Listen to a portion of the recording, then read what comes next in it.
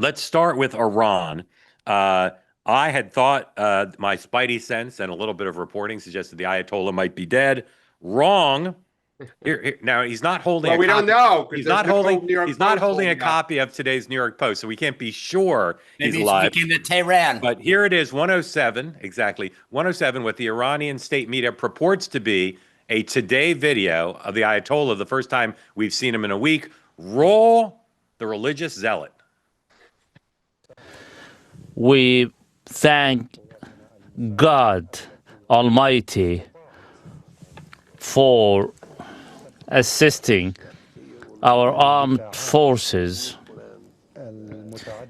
enabled them to penetrate the multi-layers of defense set up by the enemies.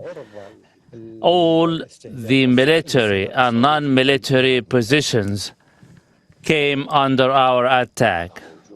All these positions within the Zionist entity came under attack. The Zionist entity's aggression was met by lethal and fatal attacks, and we succeeded in destroying the enemy's capabilities. And this is a message that the Zionist entity must come to know. Any aggression against the Islamic Republic of Iran will have a dear cost, a big and high price. Translation provided by Rosetta Stone. Rosetta Stone, no, just kidding. My greatest imitation I ever did was I used to do a great imitation of the guy who was used as Putin's translator, or not Putin, Gorbachev's translator. If someone wants to raise their hand and ask me to do it during the later part of the program, I will. Sean, does that sound like a man ready to negotiate a disarmament? No pun. Well, actually, full pun intended. That's like a hostage video. That was a guy that was trying to save face to his own people.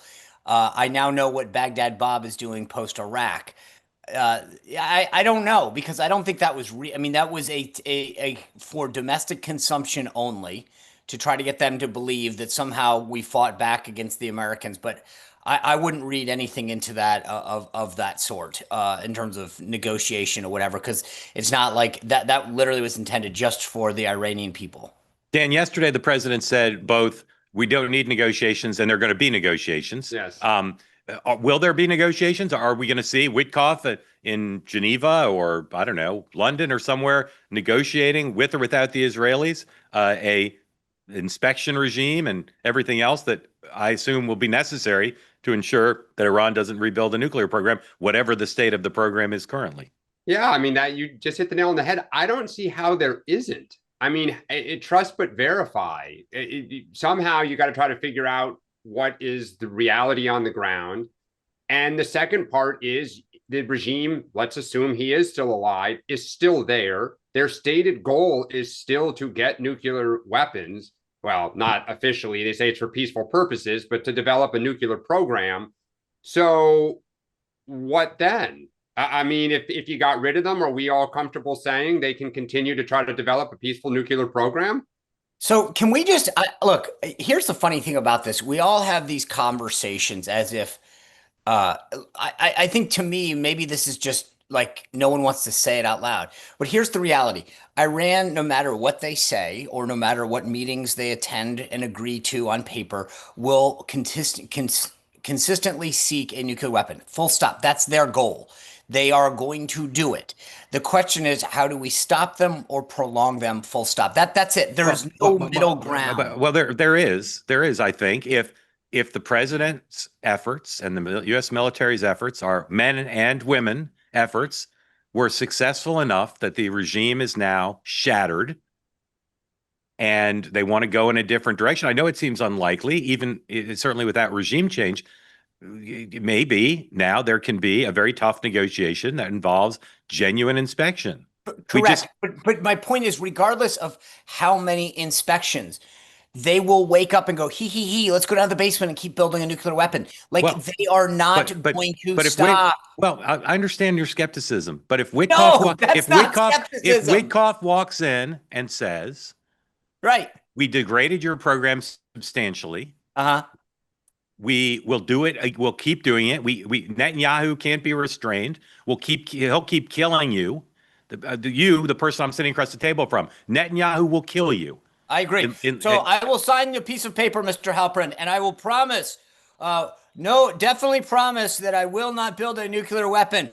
Please give me that piece of paper so I can sign it, and we will have peace together. Long live the United States. So, Sean, what would you tell the president to do now? Yeah, I was going to say, then he's going to humiliate Trump.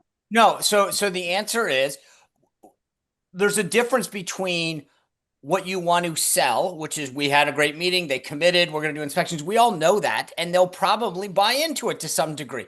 But you cannot, in any world, honestly believe they'll live up to whatever. Well, then what's your proposal for eliminating the Iranian nuclear program? My proposal is either make a choice. The choice is either you are fighting for 4 years to be able to say, during my 4 years as president, Iran upheld an agreement and we didn't have a nuclear weapon, and then it's some other dude's problem in 4 years. That's what most politicians do. Right. Or you say, we're going to go in and we're going to demand inspections, which they won't allow. We're going to come in and I mean, again, so the question is, what do you really want? Do you want a talking point? Do you want to claim that you got what you wanted for the 4 years? Or are you actually going to pursue something that I frankly don't think will ever happen, and then have to admit some kind of political defeat? I don't understand. I don't understand your position. Go ahead. Yeah, I don't either, because then what was Trump trying to achieve before the bombing was a peace deal with them. Right? I know. And what did I say then? No, I get it. Well, we know what you said then, but you're the only one in the world who just wants to let Iran build a weapon. No.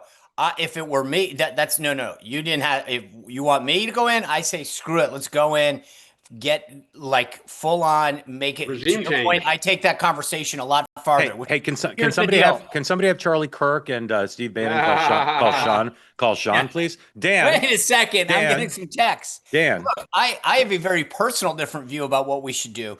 I'm giving you my assessment of what's going to happen. Yeah. Okay. They say that something that's easy is like a walk in the park. Well, easier than a walk in the park, hit the subscribe button, be part of the two-way community, never miss an episode, be part of our conversations. Thank you for your service to America.